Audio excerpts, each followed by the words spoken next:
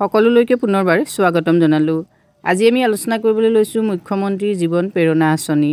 মুখ্যমন্ত্ৰী জীৱন প্ৰেৰণা আঁচনিৰ বাবে কোনে কোনে আবেদন কৰিব পাৰিব, লগতে আবেদনৰ শেষ তাৰিখ কেতিয়া হয় সেই সম্পৰ্কত তোমালোকে সবিশেষ তথ্যখিনি গম পাবা আজি ভিডিঅ'টোৰ জৰিয়তে।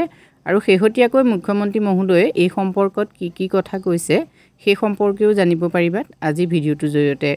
মুখ্যমন্ত্ৰী জীৱন প্ৰেৰণা আঁচনিৰ বাবে সেইসকল ছাত্ৰ-ছাত্ৰীয়ে আবেদন কৰিব পাৰিব যিসকল ছাত্ৰ-ছাত্ৰীয়ে 2025 বৰ্ষত গ্ৰেজুৱেশ্যন কমপ্লিট কৰিছে।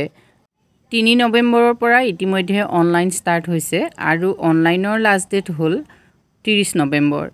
যদি তোমালোকে এতিয়াও অনলাইন কৰা নাই তেতিয়াহ'লে 30 নৱেম্বৰৰ ভিতৰত অনলাইন কৰিব লাগিব। আৰু অনলাইন কৰোঁতে প্ৰয়োজনীয় ডকুমেণ্টছখিনি বিশেষকৈ গ্ৰেজুৱেশ্যন কমপ্লিট কৰাৰ চাৰ্টিফিকেট আৰু আধাৰ কাৰ্ড লাগিব।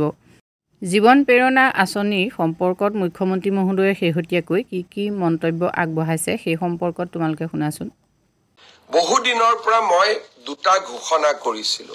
এটা হৈছে যিসকলে 2025 চনত ডিগ্ৰী বা স্নাতক পৰীক্ষা পাছ কৰিছে তেওঁলোকে যাতে ভৱিষ্যত জীৱনৰ প্ৰতি বাবে সাজু হ'ব পাৰে। অন্তত এটা বছৰৰ বাবে আমি তেওঁলোকক মাহেলী 2500 টকাৰ এটা সৰু প্ৰেৰণামূলক ভাত্তা আগবঢ়াম। ইয়াৰ কাৰণ কি? ডিগ্ৰী পাছ কৰাৰ পিছত দেউতা মাক টকা খুজিবৰ বাবে আমি ভাল নাপাওঁ, কিন্তু লগে লগে চাকৰি এটাও নাপাওঁ। এটা বছৰ নিজক প্ৰস্তুত কৰিবৰ বাবে লাগে।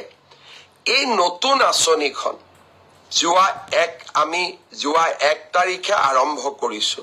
পৰ্টেল খোলা আছে।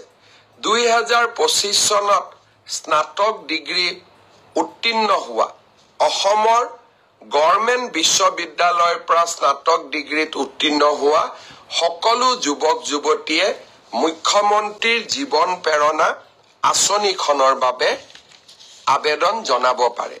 মই আমাৰ যুৱক যুৱতীসকলক এই আঁচনিখনত আবেদন জনাবৰ বাবে আহ্বান জনাম।